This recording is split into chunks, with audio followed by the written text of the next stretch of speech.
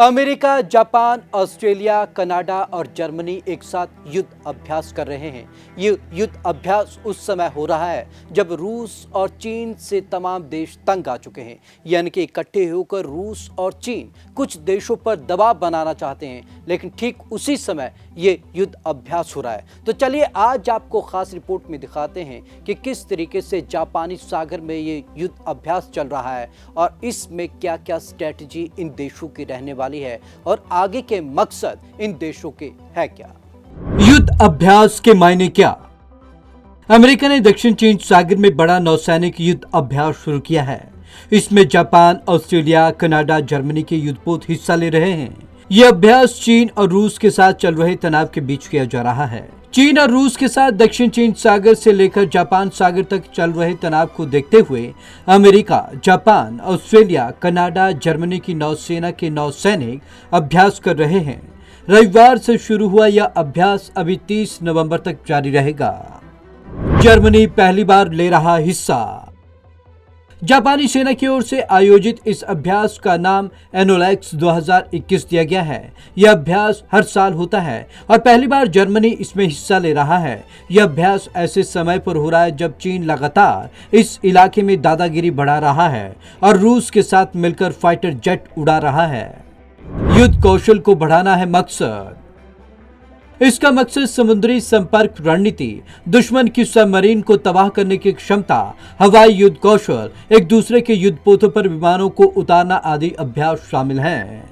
Germany ने ऐलान किया है कि वह आगे भी अपनी नौसेना को हिंद प्रशांत क्षेत्र में अभ्यास के लिए भेजता रहेगा। साथ ही क्षेत्र के अपने भागीदार देशों के साथ रक्षा संबंध को मजबूत करेगा। जर्मनी ने अपने फ्रीगेट FGS बायर्न को इस अभ्यास के लिए भेजा है। दक्षिण चीन सागर से सटे देश चीन की दादागिरी से परेशान। वहीं अमेरिका की ओर से aircraft carrier USS Carl Vinson समेत कई क्रूजर और डेस्ट्रॉयर शिप हिस्सा ले रहे हैं। अमेरिकी नौसेना के अपने युद्धपोत USS टूल्सा और P-8 विमान के साथ मलेशिया की नौसेना के साथ अभ्यास करेगा। दक्षिण चीन सागर से सटे देश इन दिनों चीन की दादागिरी से परेशान है और वह अमेरिका तथा जापान से मदद की उम्मीद लगाए बैठे हैं।